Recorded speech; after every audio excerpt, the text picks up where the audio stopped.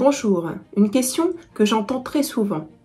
Comment pouvons-nous faire pour comprendre nos émotions et surtout les plus désagréables, les plus compliquées à vivre? On se retrouve tout de suite juste après le jingle. Comment pouvoir gérer nos émotions et en particulier les plus difficiles telles que la peur, les angoisses, ce genre d'émotions très désagréables? Il faudrait d'abord se poser la question sur qu'est-ce qu'une émotion. Une émotion, c'est tout simplement un transmetteur de messages qui va soit permettre de faire avancer ou de bloquer notre bonheur, tout simplement. C'est une réaction naturelle de notre corps. Les émotions sont le signe manifeste de nos besoins. Du coup, qu'est-ce que ça veut dire concrètement? Eh bien, ce sont des petits signaux que notre corps nous envoie pour nous dire, par exemple, là tu as besoin de repos, là tu es triste, là tu es fatigué, là tu as besoin de reconnaissance, tu as besoin d'amour. Tout ça, voilà. Les émotions, elles ont tout le temps un sens. À présent, il faut savoir si on en tient compte ou pas. Est-ce qu'on laisse l'émotion venir jusqu'à nous ou si elle est à l'intérieur de nous, est-ce qu'on lui laisse une place? C'est comme ce tableau de bord de la voiture. Vous savez, le tableau de bord avec ces signaux rouges qui s'allument et qui vous disent « Attention, si tu ne fais pas ça, ta voiture ne marchera plus ».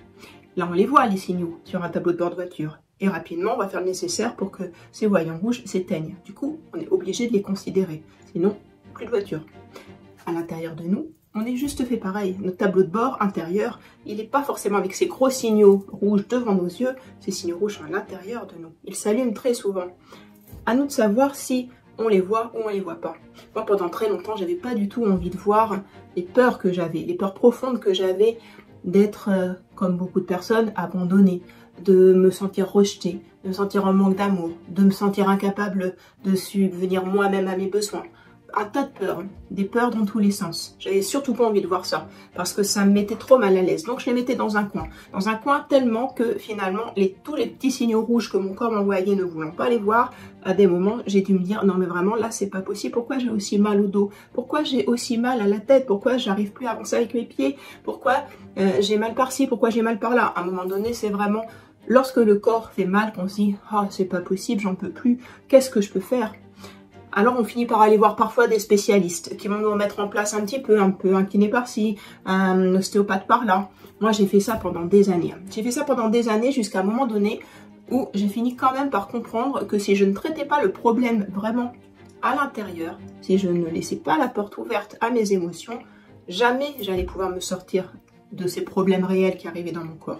On parle régulièrement de maladies psychosomatiques. On nous dit, mais c'est dans ta tête, ça va aller, quand ça ira mieux. Oui, mais n'empêche, qui c'est qui nous aide à aller mieux dans notre tête? Tout seul, franchement, moi, j'y suis pas arrivée.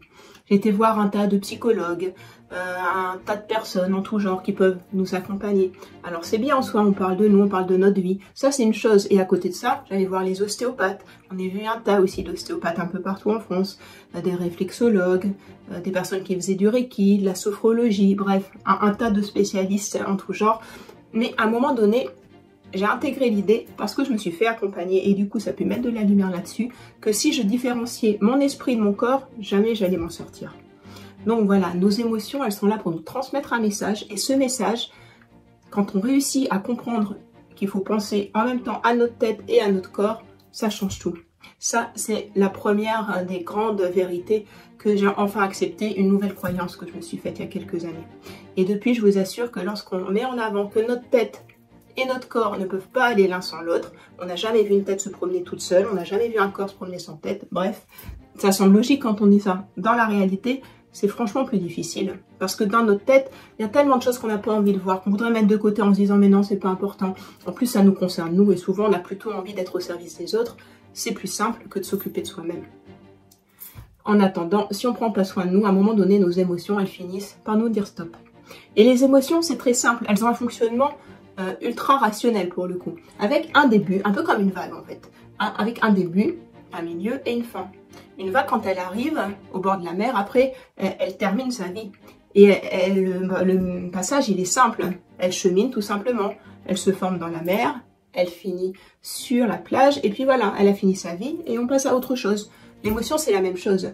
Tant qu'on ne réussit pas à lui faire une vraie place, c'est-à-dire qu'on n'est pas intégré vraiment, qu'on a une douleur par exemple dans notre corps, il y a une tristesse. Dernièrement, j'ai perdu un être très cher et si j'avais pas réussi à un moment donné à accepter que cette douleur, j'avais le droit, qu'elle était importante pour moi pour pouvoir faire mon deuil, et ben les douleurs que j'avais réussi à un moment donné à avoir qui m'ont complètement bloqué le haut du dos, avec l'idée que cette douleur était tellement forte que naturellement mon corps il m'a dit stop, là c'est fini, tu vas plus avancer parce que tu veux pas avoir ta douleur, c'est pas grave, je te montre que tu ne pourras quand même plus avancer. Effectivement, j'avançais plus. À un moment donné, en acceptant, du coup avec cette aide extérieure, notamment des méditations, ça a permis d'entretenir quelque chose où j'ai réalisé qu'en permettant à la douleur de rentrer en moi, d'accepter qu'elle ait une place, je lui laissais la place dont elle avait besoin. Par la respiration également, ensuite, après certains exercices, et ça doit vraiment pouvoir faire partie de votre routine. Moi, je vous assure que ça a changé ma vie de pouvoir faire cette routine quotidienne en travaillant la respiration. Les méditations associées, c'est des petits moments de bien-être qui peuvent paraître rien du tout, mais pour moi, en tout cas, ça a vraiment fait le jour et la nuit. Du moment où j'ai intégré l'idée que si je voulais pouvoir soigner mes douleurs physiques, j'acceptais que l'émotion, elle me traverse, qu'elle vive sa petite vie d'émotion, et qu'ensuite je pouvais évacuer le symptôme qui s'était accroché à mon corps, eh bien, d'une façon, on pourrait dire miraculeuse, mais non, c'est un vrai travail de prise de conscience plutôt, eh bien, la douleur, elle s'en va. L'émotion, elle a fait sa petite vie d'émotion, et puis, elle finit par partir, la douleur qui était liée à l'émotion. Du coup, c'est plutôt facile. Si on a envie vraiment de gérer nos émotions les plus difficiles, les plus douloureuses, il faut d'abord leur laisser une place pour qu'après, elles puissent s'imprégner de ce qu'elles doivent, pour après repartir, au lieu de gangréner et de grossir petit à petit, parce qu'une émotion pas traitée, elle va continuer à grossir, à grossir, à grossir, et un jour ou l'autre, on s'inquiète et on se demande pourquoi on a une maladie si grave qui arrive. Il y a beaucoup de choses à mettre en place si on veut conserver la meilleure des santé, mais prendre en considération véritablement nos émotions, c'est peut-être l'un des premiers pas à faire pour avancer.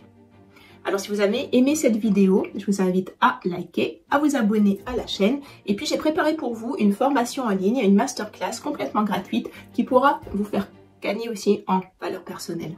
Alors si vous avez envie de continuer à pouvoir évoluer et à prendre soin un petit peu de vous, allez sur le lien juste en dessous de la vidéo pour pouvoir en profiter. Cette masterclass, elle est faite avec mon cœur. Je vous donne un tas de secrets, des piliers qui vont pouvoir transformer votre vie. Alors profitez-en, c'est gratuit.